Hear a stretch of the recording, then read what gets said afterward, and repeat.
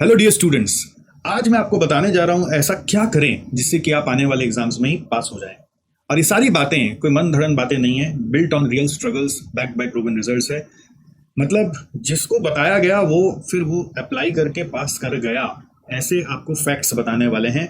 आप पूरी वीडियो को ध्यान से सुनिएगा और हो सके तो 2 बार सुनिएगा, जिससे कि आपको पूरा मैसेज मिल जाए।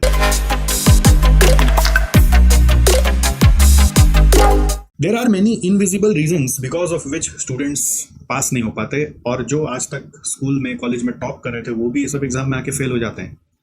और आपको इस पूरे वीडियो में मैं बताने वाला हूँ साइकोलॉजी ऑफ आवर टॉपर्स और रैंक होल्डर्स जो एक बार में पास हो जाते हैं। और तीसरा आपको एक प्रूवन सिस्टम दूंगा जिसको आप लास्ट तक सुनेंगे तो मिलेगा, और आप उसको अगर फॉलो कर लोगे तो आप भी पास पक्का हो जाओगे।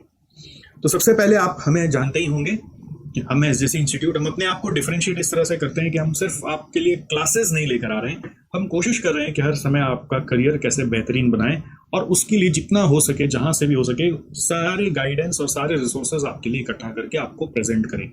वो तो जब आप हमारे साथ ऑनबोर्ड करोगे तभी आपको इस स्वाद का मजा मिलेगा। और अगर आप हमारे स्टूडेंट हैं तो आप इंश्योर करिए कि आप सारी फैसिलिटीज यहाँ पे जो अवेलेबल है वो आप ले रहे हो। चलिए आपको कुछ सच्चाई बताते हैं। सबसे पहला, 100 में 15% ही पास हो रहे हैं, 85% फेल ही हो रहे हैं।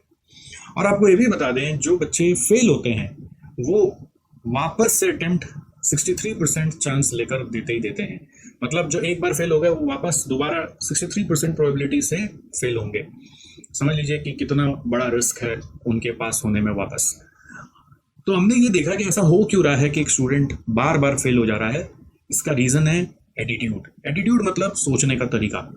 उनको एग्जाम के प्रति क्या करना चाहिए, कैसे पढ़ना चाहिए, उसका कोई तरीका मालूम ही नहीं और उसका अंदाजा भी नहीं। सारे बच्चे यही सोच रहे हैं कि बस हमने क्लासेस ले ली, क्लासेस खत्म कर ली, अब हम एग्जाम रेडी हो गए, अब हम एग्जाम दे देंगे। But classes was the level 1 of the game. Exam के लिए प्रिपेयर करना is level 2, that is all together different game. You don't understand that. अगर आपको इस बात पे भरोसा नहीं तो आप दूसरे कोई एग्जाम देने वाले स्टूडेंट से मिलो, जो मान लीजिए नीट का एग्जाम दे रहे हैं, जो जेई का एग्जाम दे रहे हैं, जो यूपीएससी का एग्जाम दे रहे हैं, जो कैट का एग्जाम दे रहे हैं। आप उनसे समझो कि क्या जो क्लासेस का गेम है that is equal to exam game. तो वो आपको एकदम क्लियर कट बताएंगे कि नहीं, ऐसा नहीं होता, क्लासेस के बाद बहुत सारा और मेहनत करना पड़ता है, तब हम एग्जाम रेडी होते हैं। और वो मेहनत अलग किस्म का होता है, वो क्लासेस के समय जो चल रहा होता है वो नहीं होता।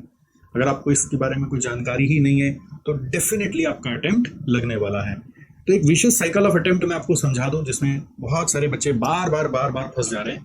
वो क्या है कि अधूरा पढ़कर वो बस एक स्वाद लेने के बहाने, एक फील लेने के बहाने एग्जाम दे आते हैं, और फिर क्या होता है, आके वेट करते हैं शायद मैं पास हो जाऊंगा, और वो शायद 85% प्रोबेबिलिटी यही बताता है कि आप पास नहीं हो पाएंगे। तो उसके बाद जब रिजल्ट आता है तो होप सारे टूट जाते हैं, और जगने में फिर इतना समय लग जाता है कि वापस से टाइम शॉर्ट पड़ जाता है, और फिर वो आधा अधूरा रिवीजन करके एग्जाम देते हैं और फिर होप में बैठे रहते हैं, एंड सो ऑन। वो विशियस साइकिल में फंस जाते हैं। क्या आप ऐसे फंस चुके हैं? तो आपको मैं निकाल दूंगा। और अगर आप फंसना नहीं चाहते हैं तो अभी भी वीडियो को पूरा सुनेंगे, बीच में निकलेंगे तो आपको जो चाहिए वो मिल नहीं पाएगा। Friends, there are many hidden reasons जो आपको कोई बताएगा ही नहीं कि इस कारण से भी कोई फेल हो सकता है। जैसे कि मैंने आपको बताया, लास्ट 60 डेज बेसिकली 2 महीना का पीरियड जो होता है वो एक अलग जोन से पढ़ने का तरीका होता है। इसको हम स्ट्रेटेजिक प्रिपरेशन बोलते हैं, ना कि जस्ट आप पन्ना पलट रहे हैं या फिर क्लासेस को फटाफट खत्म कर रहे हैं तो आप पास हो जाएंगे। अगर आपकी क्लासेस भी कंप्लीट हो चुकी हैं तो ये जो लास्ट 60 डेज है, अगर इसमें ठीक से स्ट्रेटेजिक प्लान नहीं बनाएंगे तो क्या होगा मालूम है? ऐसा कुछ हो जाएगा कि आप 1-2 दिन पढ़ेंगे और फिर पढ़ने का इच्छा ही नहीं करेगा, या फिर आप थोड़े से पढ़ाई पूरे दिन भर में बैठ के खत्म कर रहे होंगे। मतलब पूरा दिन में पढ़ लेना था आपको इतना, बट आपने पढ़ा सिर्फ इतना सा। क्यों? क्योंकि आपको लग रहा था कि आप पहले इसी को अच्छे से कर लेते, इसी को अच्छे से कर लेते, इसी को अच्छे से कर लेते हैं, और एंड ऑफ द डे में आपने देखा कि आपने कुछ हासिल ही नहीं किया, और आपको इस तरह से कितना ही दिन बीत जाएगा वो समय का एहसास ही नहीं होगा। सेकेंडली, आपको ये अंदाजा नहीं है कि आप एक एग्जाम में जब जाते हो तो आप किस तरह से उस पेपर को पढ़ोगे, किस तरह से उस पेपर को लिखोगे। नॉर्मली बहुत सारे स्टूडेंट्स ये कर रहे हैं कि बोल रहे हैं कि मेरे भैया ने मेरे को बोला, मेरे दोस्त ने मेरे को बोला कि एक अटेम्प्ट तो देकर देखो तो पता चल जाएगा कि कैसा एग्जाम होता है। बट आप उसमें अंडर प्रिपेयर जाओगे तो आप ये समझो कि वो भी नहीं पता चलेगा आपको कि एक्चुअली कैसा एग्जाम होता है। ये भी ध्यान रखना कि आप अंडर प्रिपेयर होके जा रहे हो ना, तो दे के देखो में बस वो खाली नज़ारा और माहौल ही खाली पता चलेगा, बट एक्चुअली जो हाथ से और दिमाग से काम करना है उसका अंदाजा नहीं होगा। तो ये अंदर में जो दिमाग में पूरा एग्जाम का जो प्रेशर है या जो जो माहौल है वो दिमाग के अंदर का, जिससे कि आंसर वो प्रोड्यूस कर करके लिखेगा, वो नहीं बना। एग्जाम हॉल का एम्बियंस और घर से डिस्टेंस वो भले आप एक एग्जाम टाइम जाके देख सकते हो, बट उससे कोई ज्यादा फायदा नहीं होने वाला। अल्टीमेटली जो अंदर में प्रोग्रामिंग होनी चाहिए वो इंपॉर्टेंट है। नेक्स्ट हमने क्या देखा, स्टूडेंट्स को ये अंदाजा नहीं है कि एक आंसर को कितने देर में लिखना है। एकदम सिंपल रूल है, 1.8 मिनट्स मिलता है आपको एक मार्क के लिए एग्जाम हॉल में। तो नॉर्मली जो क्वेश्चन आते हैं वो 7 मार्क्स के आते हैं, तो आपको 12.6 मिनट्स लगेगा। अगर आप अच्छे से प्रैक्टिस कर लोगे तो आपको हो सकता है 18 से 20 मिनट लगे, बट आपको एग्जाम में फिर भी करना कितना देर में, 12.6 मिनट में या उससे भी पहले। तो आप इमेजिन कर सकते हो कि आप वहां से यहाँ तक कैसे आओगे। आपने अभी तक ये सोचा ही है क्या? जब हम लोग क्लास में भी पढ़ाते हैं ना, तो कई बार सम्स को लेके बैठ जाते हैं और 1-1 घंटा तक करा रहते हैं, और आप भी जब होमवर्क करते हैं तो सम्स को लंबा खींच खींच के कर लेते हैं। बट क्या आपने ये सोचा है कि मैं ये क्वेश्चन को एग्जाम हॉल में 7 मार्क्स के लिए 12.6 मिनट्स में कैसे करूंगा? और सोचा है तो भी आपने क्या उतना टाइम फ्रेम में सम्स को किया है? समझ में आ रहा है मैं आपको क्या बोल रहा हूँ? तो आपको कई बार ऐसा भी होगा कि जब आप उस टाइम फ्रेम में आके कोई आंसर लिखने के लिए बैठोगे तो आपको वो आंसर याद ही नहीं आ रहा है बियॉन्ड सर्टेन पॉइंट। क्यों? क्योंकि एक तो टाइम का क्लॉक चल रहा है और आपको लग रहा है कि अब क्या लिखूं और क्या लिखूं, और आपको जो एग्जाम के पहले आता था बट वो 12 मिनट्स के क्लॉकिंग के कारण वो क्लिक ही नहीं कर रहा है। और ये यदि आपका क्लॉक हटा दिया जाए और आप बोले आराम से लिखो 2 घंटे तक, तो शायद आप और बेहतर आंसर लिख देते। बट वो टाइम फ्रेम में लिखना एक बहुत बड़ा चैलेंज है। तो चलो मान लीजिए आपने लिख भी लिया, मान लेते हैं आपने लिख भी लिया, लिखने के बाद फिर वो सही लिखा कि नहीं लिखा उसकी जानकारी कैसे मिलेगी? खुद से सेल्फ असेस कर सकते हो, या फिर आपको कोई फीडबैक दे कि आप कैसा लिख रहे हो, इसमें क्या गड़बड़ कर रहे हो, जिससे कि आप अपने आने वाले एग्जाम में और बेटर कर सको। तो ये एक हमने देखा कि one of the major reason है कि किसी को कोई फीडबैक ही नहीं मिल रहा है, तो वो सोच रहा है कि मैं जो कर रहा हूँ वो सब सही है, हाँ मैंने 10 मिनट में कर लिया, मेरा खत्म हो गया, बट पता चला उसमें जो लिखा उसमें फिर नंबर मिलने लायक ही नहीं है। तो होता क्या है अल्टीमेटली, ये सब सिचुएशंस के कारण एग्जाम डे जब तक आता है तब तक अंदर से इतने हम डर से भर जाते हैं जिसका कोई सॉल्यूशन ही नहीं है। फिर अननेसेसरी उस डर के कारण हम जो सब्जेक्ट्स अच्छे से प्रिपेयर किए हुए होते हैं हम उसको एग्जाम स्ट्रेस में लिख ही नहीं पाते। हम अपने स्ट्रॉन्गेस्ट टॉपिक्स को भूल जाते हैं, हम अपने क्वेश्चंस जो एग्जाम पेपर में आते हैं उसको रीड ही नहीं कर पाते, हम सिली मिस्टेक्स करते हैं। 2+2 को 5 लिखाते हैं, हम डेबिट को क्रेडिट में लिखाते हैं, क्रेडिट को डेबिट में लिखाते हैं, टोटलिंग मिस्टेक्स करते हैं। और ये सब के कारण हमने ये भी देखा है कि स्टूडेंट्स को anxiety, health issues before exams भी बहुत कॉमनली होता है। तो ये सब प्रॉब्लम अगर बना रह गया तो क्या होगा? अगर बना रह गया तो अटेम्प्ट पे अटेम्प्ट लगेगा, टाइम जिंदगी का वेस्ट हो रहा है, इसको मान के चलिए। दोस्त आगे बढ़ते जा रहे हैं, घर परिवार बार बार बोलेगा आपको कि आप क्या कर रहे हो, कितना समय इसमें बिताओगे, करियर बनने में और डिले, इंटरव्यू में भी इस क्वेश्चंस का सामना करना पड़ेगा कि क्या हुआ, अटेम्प्ट क्यों दिया, इतना प्रेशर और लाइफ में बिल्ड होता जाएगा और कॉन्फिडेंस लाइफ में ड्रॉप होता रहेगा। तो इसका सॉल्यूशन क्या है? इसका सॉल्यूशन आप सोचते हैं क्लास ले लो, क्लास देने से सिलेबस समझ में आएगा, बट जो लेवल 2 का प्रिपरेशन है जिसके ऊपर आपको कोई कभी बताया ही नहीं वो कभी नहीं हो पाएगा। तो फ्रेंड्स आज मैं आपको देने जा रहा हूं वो लेवल 2 का पूरा सिस्टम जो कि आपको स्ट्रेटेजिक प्रिपरेशन में हेल्प करने वाला है। इस सिस्टम को मैंने नाम दिया है द 3 टियर रिवीजन सिस्टम। ऐसे TM लिख दिया है, ट्रेडमार्क के लिए रजिस्ट्रेशन के लिए अप्लाई किया हूं कि इस नाम को कोई कॉपी ना करे। तो एग्जाम क्या है? Exam doesn't test your memory, it test your execution under pressure. Pressure word मतलब क्या? प्रेशर मतलब आपको within given time frame एक काम को करना है, उसी को वर्ड प्रेशर बोलते हैं, ठीक है।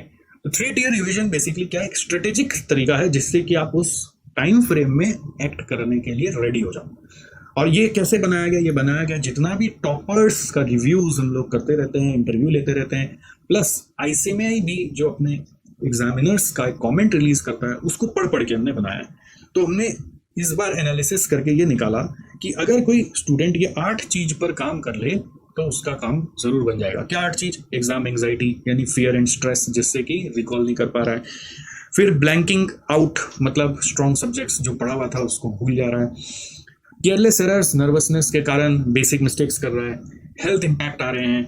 हिडन रीजंस ये है कि प्रेशर उनको एग्जीक्यूट ही करने नहीं दे रहा, मतलब मन ही नहीं कर रहा पढ़ने का। फिर रियल एक्सपीरियंसेस जो स्टूडेंट को हुए उसी के ऊपर काम करना, ना कि कोई वहमित किया हुआ कोई रीजन के ऊपर काम करना। स्ट्रक्चर्ड प्लान क्लैरिटी के साथ ऑपरेट करके निकालना। और एग्जीक्यूशन फोकस, इसका मतलब क्या है कि आप कितना फोकस से जो भी प्लान आपको बताया जा रहा है उसको एग्जीक्यूट कर पा रहे हैं। अगर आप इसको फॉलो कर लोगे ना, ये दो को, तो क्या होगा पता है? ये 8 के ऊपर काम ही नहीं करना पड़ेगा और ये 8 आपके लिए शू गायब हो जाएंगे, ऐसे शू मंत्र शू। ठीक है, तो करना क्या आपको? इधर मैं आपको प्लान बता दूंगा, एग्जीक्यूशन आप अच्छे से कर लेना, या एग्जीक्यूशन भी मैं कैसे आपको करवा के दे सकता हूँ वो भी मैं आपको बता दूंगा। अगर आपको इंटरेस्टिंग लग रहा है, अगर आपको यूजफुल लग रहा है, तो आप पूरा सुने और अब आप रिवीजन प्लान को ठीक से समझ के नोट भी बना ले। ऐसा नहीं हो कि खाली सुन के चले जाएं, क्योंकि ये मेन प्लान है। तो सबसे पहले क्या है, देखिए 3 रिवीजन का प्लान है। 3 रिवीजन का एक डेडलाइन होना चाहिए। डेडलाइन नहीं होगा तो प्रेशर बिल्डअप नहीं होगा, प्रेशर बिल्डअप नहीं होगा तो हमें प्रेशर में काम करना ही नहीं आएगा, राइट? तो डेडलाइन क्या होगा वो भी मैं आपको देता हूँ, बट आपको पहले गोल्स दे देता हूँ कि टीयर 1 रिवीजन जब आप करोगे तो उसका गोल क्या होगा? फुल सिलेबस कवर हो जाना चाहिए और आपका नेक्स्ट रिवीजन शॉर्ट टाइम में हो पाए उसके लिए आपका प्रिपेयर्डनेस आ जाना चाहिए। और वो कैसे होता है? वो होता है by way of summary notes. अगर आप समरी नोट्स नहीं बनाओगे तो आपका नेक्स्ट रिवीजन और लंबा टाइम में होगा। और ये समरी नोट्स कई बार टीचर लोग भी बना के दे देते हैं, जैसे हमारे सब्जेक्ट्स का हमने सबका बनाया हुआ है, तो आप हमसे भी ले सकते हो उससे, लेकिन उतना ज़्यादा फायदा नहीं होता जितना जब खुद से बनाते हो उतना फायदा होता है। बट जिसका नहीं बन पा रहा है आपसे, या जिसको बनाने में समय ज़्यादा लग रहा है या समय कम है, तो आप वहाँ पे लेके गैप फिल तो कर लो कम से कम, बट अपने से बनाया हुआ का कोई होड़ नहीं है। दूसरा पॉइंट है कि जब आप यहाँ पर टीयर 1 रिवीजन स्टार्ट करते हो, रिवीजन जब स्टार्ट करते हो, नॉर्मली हम क्या देखते हैं, स्टूडेंट स्टार्ट करते हैं चैप्टर नंबर 1 से, चैप्टर नंबर 2 से, चैप्टर नंबर 3 से, जो भी, मतलब 1 से के बाद 2, 2 के बाद 3, जो भी उनको तरीका लगता है। क्या कोई 1 से जो क्लास का ऑर्डर में रहता है उससे स्टार्ट करते हैं, कोई जो इजी लगता है उससे स्टार्ट करते हैं, कोई जो हार्ड लगता है, लेंदी लगता है उससे स्टार्ट करते हैं। बट अगर आप हमारे साथ हमारे स्मार्ट स्टडी बूट कैंप में जुड़े हुए थे तो मैंने आप लोगों को एक चीज़ सिखाया है वहाँ पर। क्या सिखाया है कि आप स्टार्टिंग ऑफ रिवीजन कैसे करोगे? आप करोगे सबसे पहले एग्जाम ट्रेंड एनालिसिस करके। क्या करोगे? सबसे पहले एग्जाम ट्रेंड एनालिसिस, जिसमें आप देखोगे कि दिसंबर 23 से लेकर अभी तक के पेपर्स में क्या क्या क्वेश्चन कौन से टॉपिक से कौन से चैप्टर से आए, इंक्लूडिंग एमसीक्यूज। तो उसका एक फॉर्मेट सिखाया था, कैसे 1 नंबर का 1, 1 नंबर का 2, 1 नंबर का 3, और हर एक टर्म में आपको लिखना होगा चैप्टर और टॉपिक।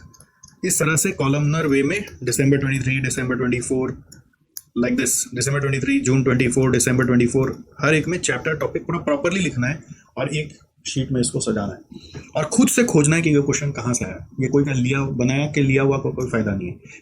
किसी और ने अगर किया तो उसको फायदा होगा, आप करोगे तो आपको फायदा होगा। इससे आपको पता चलेगा कि अभी भी कौन कौन सा चैप्टर या टॉपिक आपका पढ़ा हुआ नहीं और वो एग्जाम में आ रहा है। जब इसको लेके बैठ के दिमाग लगाओगे ना तो आपको बहुत चीज़ निकल के आएगा। आपको लगेगा कि कोई क्वेश्चन ऐसा है जो रिपीट होता रहता है, कोई क्वेश्चन ऐसा है जो मान लीजिए हर बार यूनिक ही आ रहा है, मतलब आपको लग रहा था कि रिपीट हो रहा है बट फिर भी यूनिक आ रहा है। फिर कोई क्वेश्चन आपको मिलेगा कि ऐसा कि वो स्पेसिफिक चैप्टर से आ रहा है बट वो चैप्टर का हर बार कुछ नया नया पार्ट से आ रहा है। तो आपको समझ आएगा कि कौन सा चीज़ है जो बार बार आ रहा है और कौन सा चीज़ है जो कभी नहीं आ रहा है, हर बार नया नया आ रहा है। कहाँ से आ रहा है वो नया नया चीज़? जब आपको वो रियलाइज़ होगा तो आपको समझ में आएगा कि अभी भी आपके कितने वीक एरियाज हैं जिसके ऊपर आपने काम नहीं किए, या फिर आपको पता चल जाएगा कि क्या क्या चीज़ आता ही आता है। तो जब आप अपने पढ़ाई को स्टार्ट करते हो ना, रिवीजन को स्टार्ट करते हो, तो वो चीज़ जैसी नज़र में आएगा जो बार बार आ रहा है तो आपका टेंशन बढ़ जाएगा। जो चीज़ आपको देख के समझ में आया कि अरे इससे तो हर बार कुछ नया आ रहा है, अभी तक नहीं आया है, जो वो आपने अगर नहीं पढ़ा हुआ है तो उधर आपका टेंशन बढ़ जाएगा। तो ये जो एनालिसिस है, इस एनालिसिस को मैंने नाम दिया एग्जाम ट्रेंड एनालिसिस। ये एग्जाम ट्रेंड एनालिसिस करने से आपको आपका स्ट्रॉन्ग और वीकनेस सब पता चल जाएगा। इसके ऊपर अलग से वीडियो बनाया, सर्जिकल स्ट्राइक बोलकर एक वीडियो आप जरूर देखिएगा। और कैसे ये एनालिसिस करते हैं, एक इंटर का सब्जेक्ट का करके दिया, एक फाइनल का सब्जेक्ट का करके ऑलरेडी यूट्यूब पर डाल दिया है, तो आप जरूर उसको देख लीजिएगा, तो आपको और क्लियर हो जाएगा। तो ये क्या है, ये एग्जाम ट्रेंड एनालिसिस करने के बाद जो आपको चैप्टर वाइज रियलाइजेशन होगा, टॉपिक वाइज रियलाइजेशन होगा कि आपको कौन कौन सा चीज है जो बहुत अच्छे से आता है, वो हुआ ए। कौन सा चीज है जो आपको आता था लेकिन अभी भूल गए, प्रैक्टिस करेंगे तो आ जाएगा, वो है बी। और कौन सा ऐसा चीज है जो आपको लग रहा है कि आप अगर इसको कर लें तो आपका एग्जाम के लिए अच्छा होगा, बट अभी तक आपने पढ़ा नहीं है, वो छूटा हुआ है, तो वो है सी। ए मतलब बहुत अच्छे से आता है, बी मतलब भूल गए, सी मतलब छूटा हुआ है। तो वो ए बी सी मार्किंग आप अपने इंस्टीट्यूट मैट के कंटेंट का जो लिस्ट है ना, डिटेल्ड कंटेंट का लिस्ट, उसमें जा जाके कर लोगे, तो आपको पता रहेगा कि ये चीज़ अभी भी पढ़ना बचा हुआ है। और फर्दर आप अंदर में भी जाकर जब एक टॉपिक में इंस्टीट्यूट मैट में जाओगे तो फर्दर उसके अंदर भी टॉपिक्स बहुत सारे मिलेंगे जो ब्लैक में बोल्ड किए हुए होंगे, तो उसमें भी एबीसी मार्किंग कर लोगे कि आपका अभी भी क्या क्या बचा हुआ है। तो ये है बेसिकली एबीसी एनालिसिस। अब मान लीजिए एबीसी एनालिसिस कर लिया, उसके बाद आपको क्या करना है, उसके बाद जो क्लास में पढ़ाया हुआ है वहां से रिवाइज करना स्टार्ट करना है। और जो आया हुआ है एग्जाम में आपको पता चल रहा है कि रिपीट हो रहा है, तो बाय डिफॉल्ट आपका टेंशन बढ़ जाएगा। जो मान लीजिए क्लास में पढ़ाया हुआ है और पता चला एग्जाम में अभी तक आया नहीं लेकिन उससे आ सकता है, तो आपका टेंशन फिर उधर भी बढ़ जाएगा।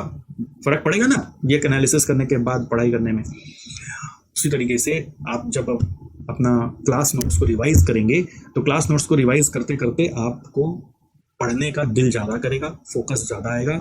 और एट द सेम टाइम आपका एक और काम है कि जब भी उसमें कोई सम्स वगैरह की पढ़ाई आप कर रहे हो, क्वेश्चंस की पढ़ाई आप कर रहे हो, तो आप क्या करोगे, एक A4 शीट लेकर उसमें लिख कर, रफ में लिख कर उस क्वेश्चन को सॉल्व करोगे। ना कि क्वेश्चन देखा, आंसर देखा और आंसर से क्वेश्चन को मिला रहे हैं, क्वेश्चन से आंसर को मिला रहे हैं, ऐसा नहीं करोगे। अगर आप ऐसा करोगे तो आप फिर इस टाइम में पास नहीं हो पाओगे।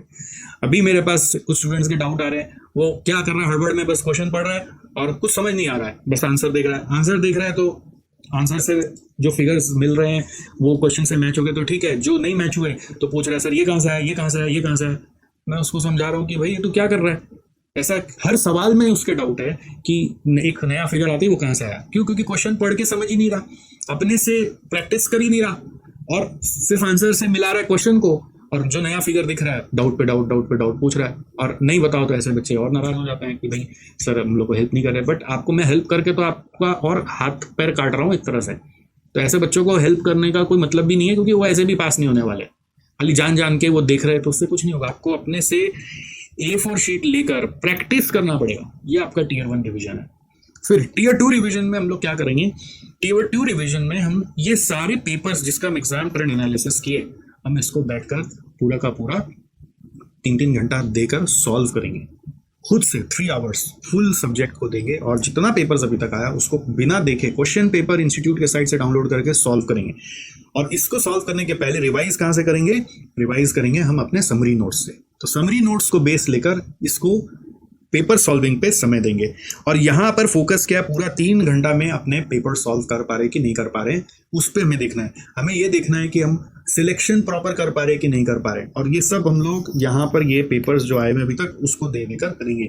और एट द सेम टाइम ये पेपर देने के पहले जब हम अपना रिवीजन करेंगे तो समरी नोट से करेंगे, तो ऐसा रिवीजन करने का कोशिश करेंगे कि एक ही दिन में पूरा रिवाइज हो जाए, क्योंकि एग्जाम के पहले एक ही दिन मिलता है, एक दिन भी पूरा नहीं मिलता अगर कोई दोनों ग्रुप दे रहा है तो जितना टाइम आपको मेन एग्जाम में मिलेगा उसी हिसाब से आप उतना ही टाइम देकर अपना समरी नोट से रिवाइज करके फिर पेपर दोगे। अगर आप पेपर खाली पढ़ोगे और सॉल्यूशन खाली मिलाओगे तो फिर फायदा नहीं होगा।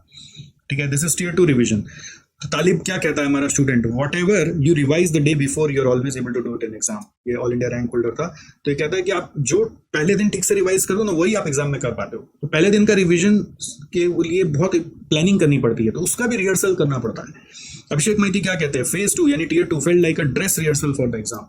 तो ऐसा लग रहा था कि एग्जाम का पूरा मेन रिहर्सल जैसे थिएटर में करते हैं ना ड्रेस रिहर्सल, वैसा कर रहे हैं। नेक्स्ट आता है लास्ट टीयर 3 रिवीजन स्ट्रेटजी, जो कहता है कि जो समरी नोट्स बन गया उसको फिर से रिवाइज करो। अपने जितने भी गलतियां आपने की अभी तक जो पेपर सॉल्विंग के समय या फिर A4 में सॉल्व करते समय क्वेश्चंस, जो भी गलतियां आपसे हो रही थी उसको फिर से देखो, और अपने जो बी और सी कैटेगरी के क्वेश्चंस है उसमें से कुछ क्वेश्चंस को फिर से करने का प्रयास करो, और सारा टाइम फोकस करके अब लगा दो एमसीक्यू प्रिपरेशन और थ्योरी के ऊपर।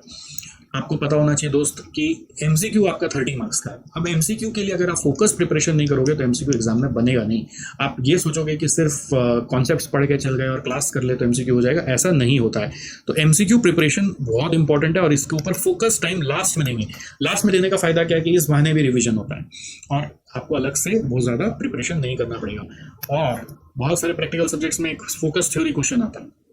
थ्योरी सब्जेक्ट में तो थ्योरी सब आता है, बट प्रैक्टिकल सब्जेक्ट्स का जो थ्योरी है हम नॉर्मली उसको इग्नोर कर रहे होते हैं। बाय दिस टाइम ये देने के बाद आपको रियलाइज हो जाएगा कि कौन सा क्वेश्चन थ्योरी का आपको करना ही पड़ेगा कौन सा सब्जेक्ट में, वरना आपका पेपर कंप्लीट नहीं होगा। तो उस थ्योरी की पढ़ाई आपको फोकस्ड वे में करनी है। ये है आपका 3rd रिविजन, जो कि आपका पूरा है ना बालू भर भर के मतलब गैप को पूरा फिल कर देगा। जैसे हम लोग पहले क्या करते हैं ना, एक रॉक पेबल और सैंड थ्योरी है जो कहता है कि जार को अगर भरना हो ना, अगर पहले सैंड से भर दोगे मैंने एमसीक्यू से, जैसे कि सोचो सैंड है, एमसीक्यू रिजेंबलिंग सैंड, तो जगह बचेगा ही नहीं बाकी चीज को डालने का।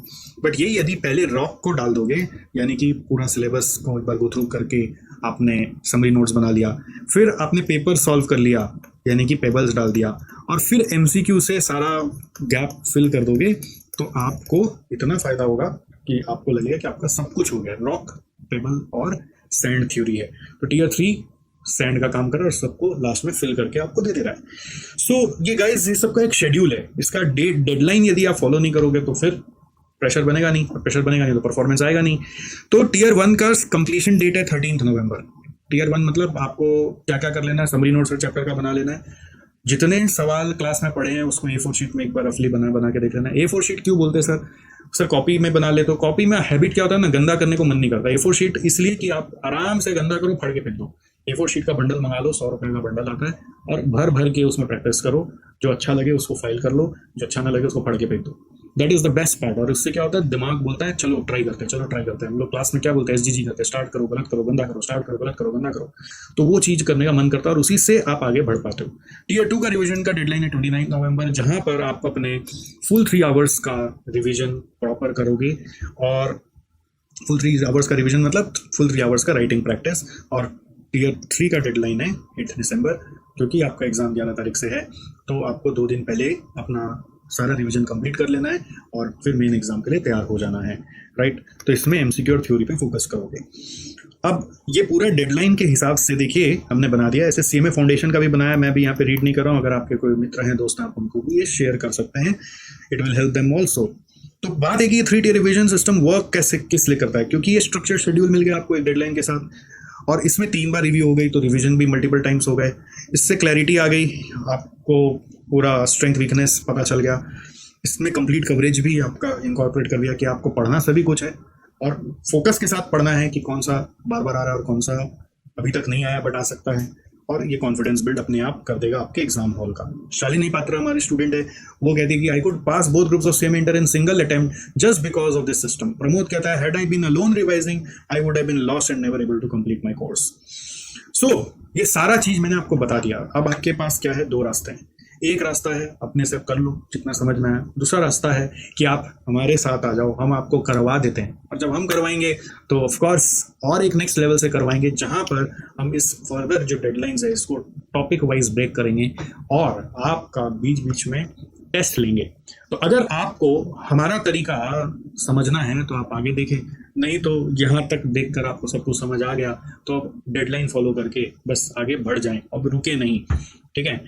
So every term over 500 students हमारे ये प्रोग्राम को ज्वाइन करते हैं और इसका बेनिफिट लेते हैं। हम चाहते हैं आप भी दिल से इसके बेनिफिट्स को अवेल करने के लिए हमारे साथ जुड़ें।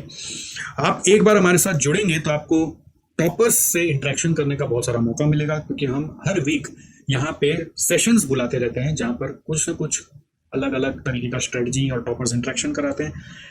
आपको लाइक माइंडेड फ्रेंड्स ग्रुप मिल जाएंगे जो कि आपके साथ जुड़कर एक ही तरीके का सिस्टम फॉलो कर रहे हैं, एक ही रूटीन फॉलो कर रहे हैं। हमारे मेंटोर्स आपको मिलेंगे, मैं भी आपके साथ अवेलेबल रहूंगा। मॉक टेस्ट, ये जो पूरा रूटीन है एक टीयर 1 का, टीयर 2 का, टीयर 3 का, इसको फर्दर जैसे कि मैंने बताया हम लोग ब्रेक करेंगे टॉपिक वाइज, और हर क्लस्टर ऑफ टॉपिक्स के बाद आपका टेस्ट लिया जाएगा। तो वो पूरा शेड्यूल मैनर में होता है, तो आपको और ज्यादा अंदर से फील आएगा कि इतना तारीख तक तो ये खत्म करना ही है, नहीं तो मैं टेस्ट कैसे दूंगा, राइट। और वीकली आपको हम स्ट्रेटजी सेशंस भी देंगे, ये चेक करेंगे कि आप अपने क्वेश्चंस पेपर में क्या लिखना था और क्या क्या लिखे हो। तो lot of things we do. Rakshita Saxena कहती है, आई लव्ड एसएससी's revision system because it never let me feel that I am alone in this journey. I had taken all classes virtually but this system made me feel as if I was studying with my friends and taking exams with them physically. ये इसका beauty है।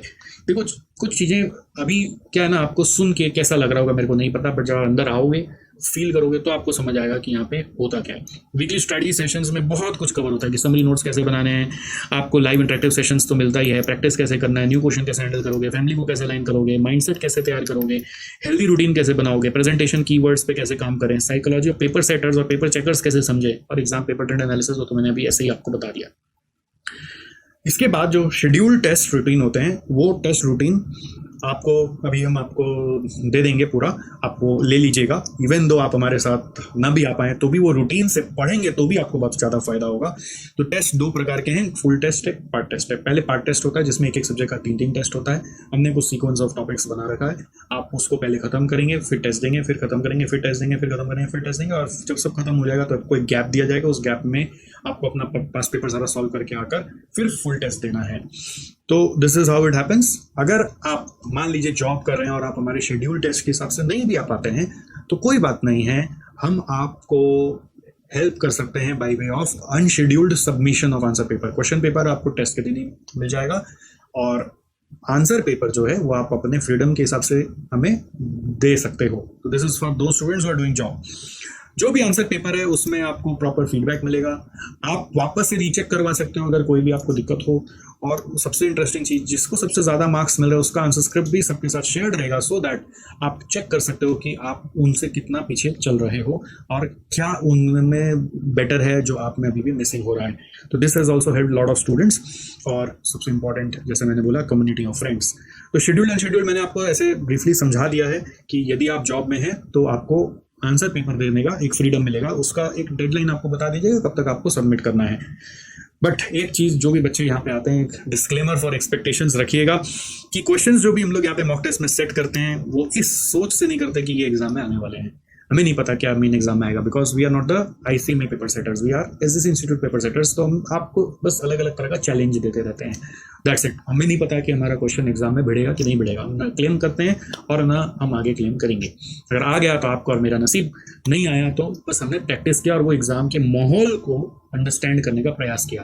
And this test are only meant for preparing you emotionally and mindfully to face the exam realistically, it's not for leaking out the paper. अगर आपको लगता है कि SSC के साथ चलना है तो ये क्यूआर कोड्स हैं, आप इसको फटाक से स्कैन कर लो या फिर एसएससी को कनेक्ट करो और जल्दी से हमारे साथ ऑनबोर्ड हो जाओ। या फिर आपको सारी बात समझ में आ गई तो बस अब मोबाइल को एकदम बंद कर दो और फोकस करो कि आप जो जो मैंने आपको बताया उसको स्टेप बाय स्टेप कैसे एग्जीक्यूट करोगे।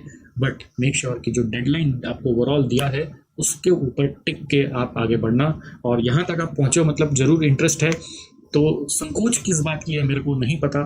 अगर कुछ भी संकोच है और क्लैरिफिकेशन चाहते हो तो हेजिटेशन के बिना आप प्लीज़ एक बार एसएससी को कांटेक्ट करें। दूसरे क्या कह रहे हैं उससे इन्फ्लुएंस नहीं हो। अगर आपको लगता है कि आपको एक सपोर्ट चाहिए, आपको एक हैंड चाहिए जो आपको नेक्स्ट लेवल पे ले जा सकता है, तो एसएससी इंस्टीट्यूट से अलग कुछ भी नहीं हो सकता, राइट। तो guys, this is all I wanted to say and thank you for coming this far, watching this video till the end. And अगर आपको लगता है कि इससे और भी स्टूडेंट्स का फायदा हो सकता है तो अपने स्टेटस पे जरूर लगाइए और कुछ ग्रुप्स में जरूर भेज दीजिए। ग्रुप एडमिन चाहे जो भी बोले, कुछ फर्क नहीं पड़ता, मुझे भी हेल्प करिए और ज़्यादा स्टूडेंट्स तक अपनी बात को पहुंचाने में। Thank you so much and I will see you soon in some other video. तब तक अपना ध्यान रखिए और अच्छे से पढ़िए। Bye bye.